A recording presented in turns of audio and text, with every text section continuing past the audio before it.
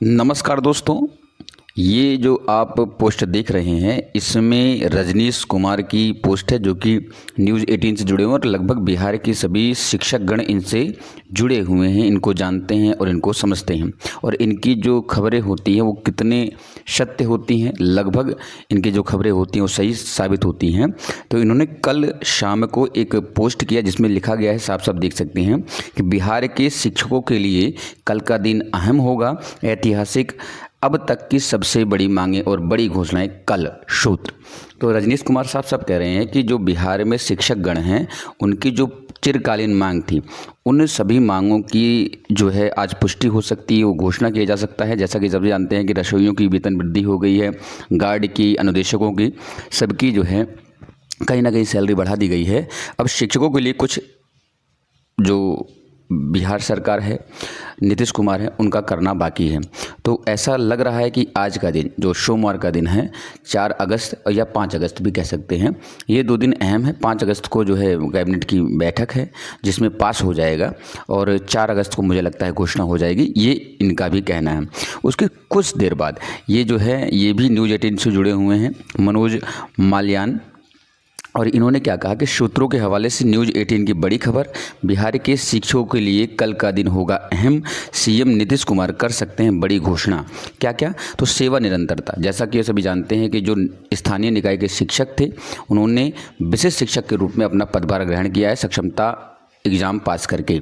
अब क्या हुआ है, उससे क्या हुआ है कि उनको जो सेवा काउंट हो रही है वो 1 जनवरी से हो रही है या उसके बाद सक्षमता 2 वाले होंगे तो उसके बाद से हो रही है।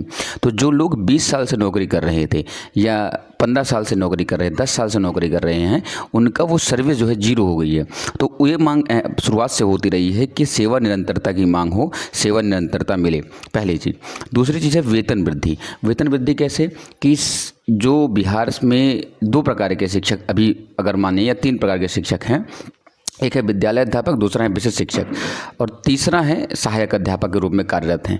उस सहायक अध्यापक के रूप में कार्यरत कुछ लोग हैं जिनकी सैलरी बहुत ज़्यादा है, 35,400 बेसिक पे उनका काम हो रहा है। तो अब जब 23 में या 24 में जब नई भर्ती आना शुरू हुई तो उनमें क्या हुआ कि एक नया पद बन गया जिसे विशेष शिक्षक या विद्यालय अध्यापक कहा गया।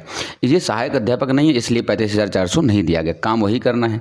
तो शुरुआत से ही लगभग 10 सालों से मांग होती रही है कि जो समान काम समान वेतन दिया जाए, और जो कि जो हमारी हाई कोर्ट है, पटना हाई कोर्ट है, उसने भी ये मांग स्वीकार कर ली थी। लेकिन जब यही मांग लेकर के जब यही सुप्रीम कोर्ट में गई सरकार तो उसमें वहाँ से उनको शिक्षकों को निराशा मिली थी।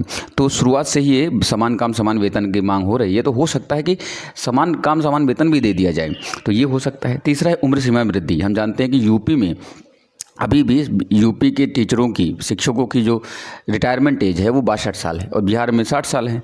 हालांकि 2 साल बढ़ाना ऐसा लग रहा है कि बढ़ सकती है। तो ये 3 काम को लेकर के टिकी हुई है नज़र। जहाँ तक मुझे लगता है कि सेवा निरंतरता मिलेगा, क्योंकि जो 20 साल से नौकरी कर रहे हैं लोग उनको कहीं ना कहीं घाटा हो रहा है, तो ये मिल सकता है। वेतन वृद्धि कुछ ना कुछ % कराएगा। ऐसा माना जाता है कि जब 2021 में वेतन बढ़ाया गया था तो 15% बढ़ाया गया था। क्यों कहा गया था? सरकार ने हालांकि 40% बढ़ाने के लिए कहा था, कोर्ट ने भी कहा था, लेकिन उसके बाद कोरोना का हवाला देते हुए लोगों ने 15% बढ़ाया।